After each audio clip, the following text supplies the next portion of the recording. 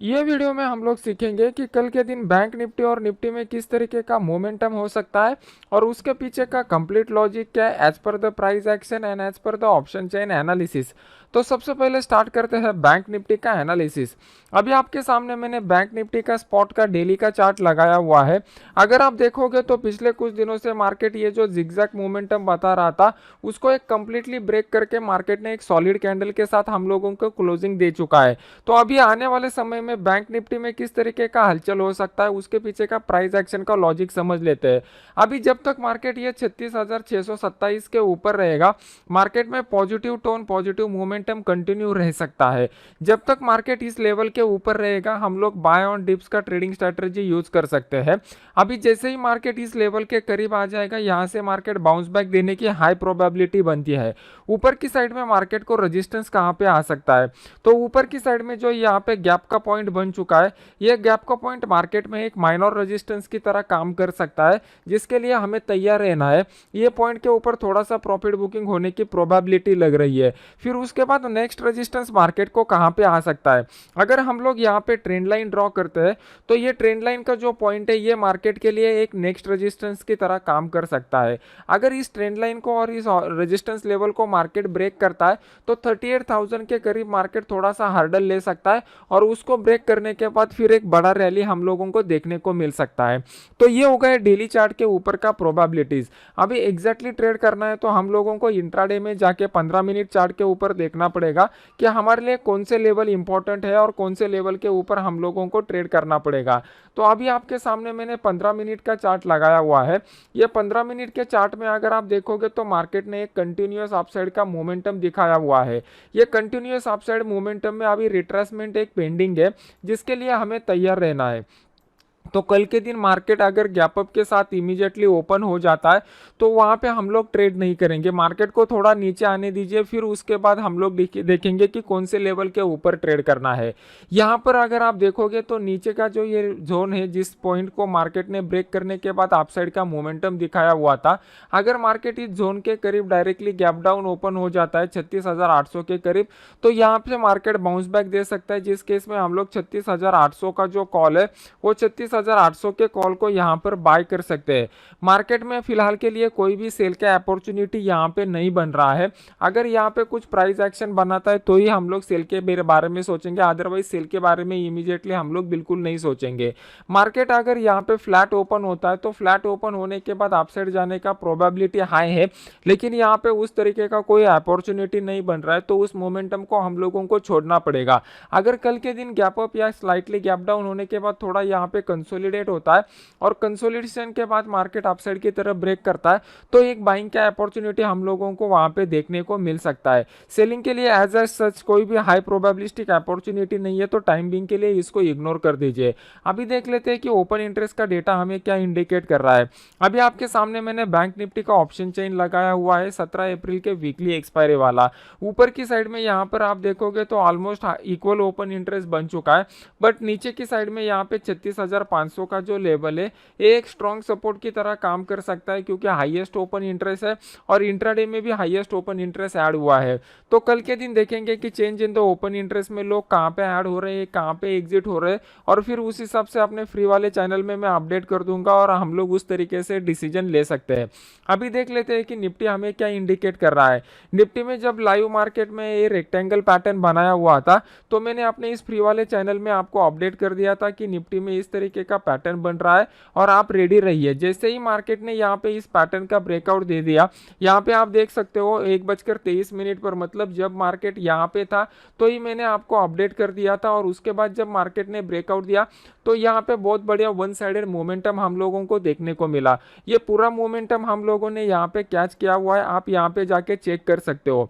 इसी फ्री वाले चैनल में मैं बैंक निफ्टी निफ्टी ऑप्शन के इंट्राडे के सिग्नल देता हूँ।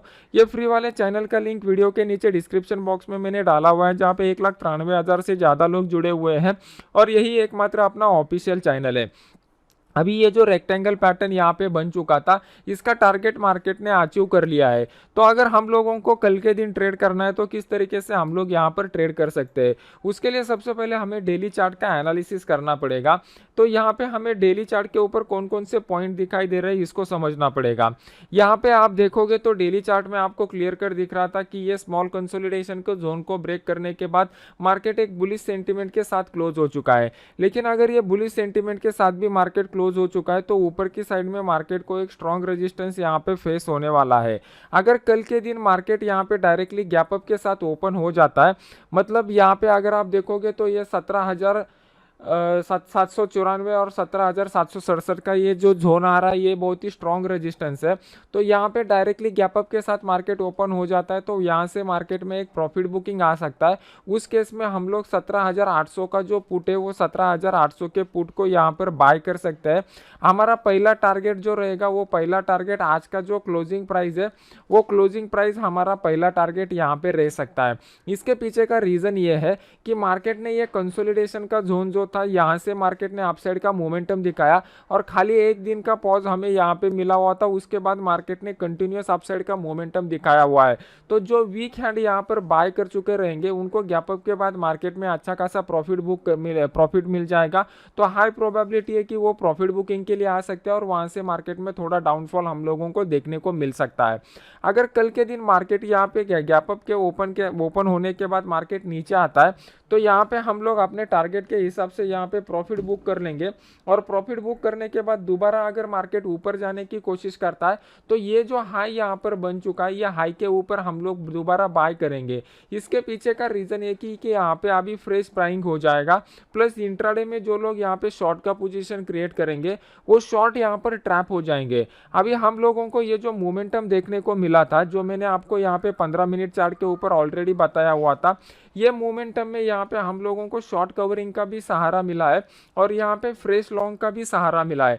शॉर्ट कवरिंग में ऑलमोस्ट 2 करोड़ शेयर जो थे वो रिस्क पर आ चुके थे, उसमें से ऑलमोस्ट 60 से 70 लाख शेयर्स मार्केट में से निकल चुके हैं। अभी फ्रेश लॉन्ग जो क्रिएट हुआ है ये ओपन इंटरेस्ट के डेटा में मैं आपको एक्सप्लेन करके बताऊंगा।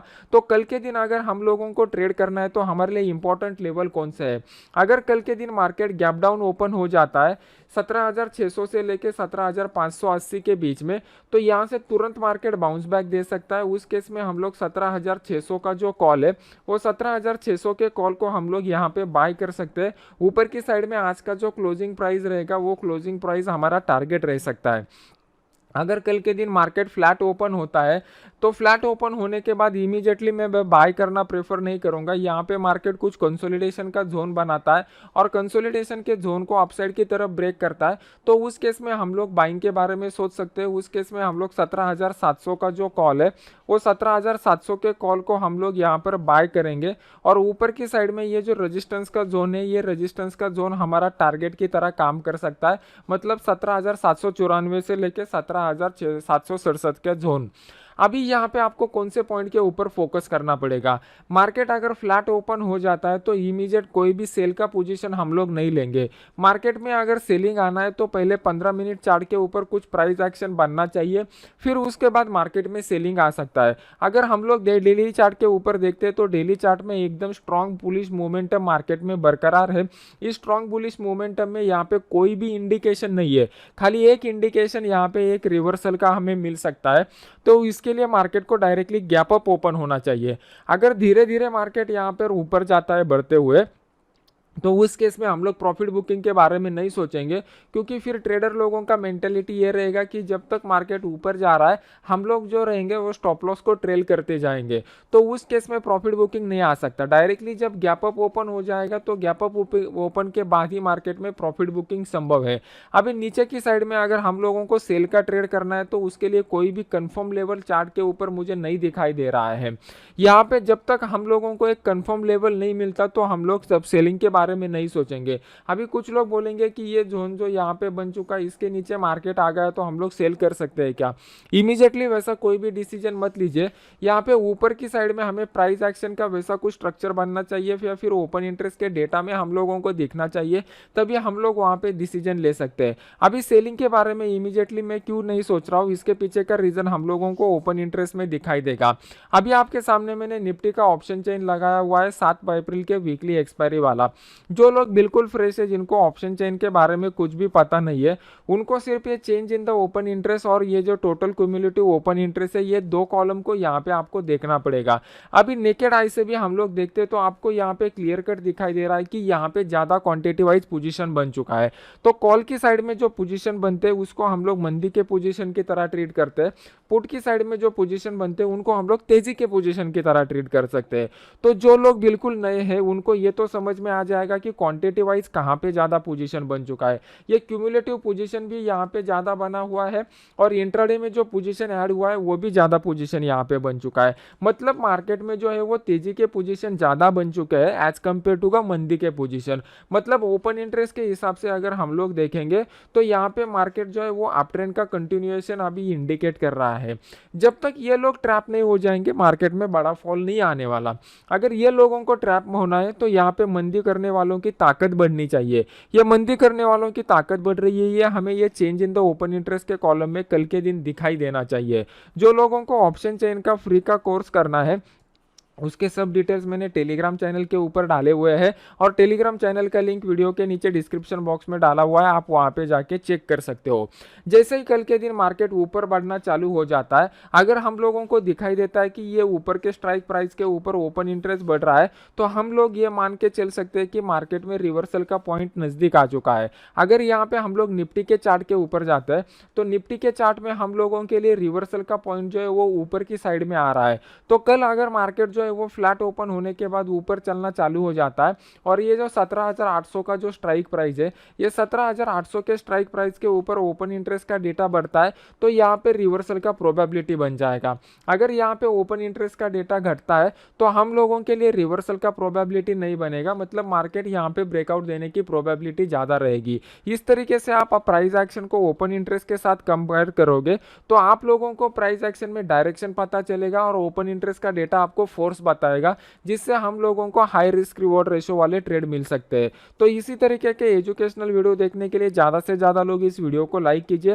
वीडियो को लाइक करने के बाद फ्री के अपडेट्स के लिए अपने टेलीग्राम चैनल को सब्सक्राइब कीजिए और ज्यादा से ज्यादा एजुकेशनल वीडियो देखने के लिए अपने यूट्यूब चैनल को सब्सक्राइब करके बेल आइकॉन का बटन दबा दीजिए। तो जैसे ही मैं कोई नया वीडियो लगाऊंगा इमीडिएट आपको उसका नोटिफिकेशन मिल जाएगा। तो मिलते हैं नेक्स्ट एजुकेशनल वीडियो में। Thank you very much.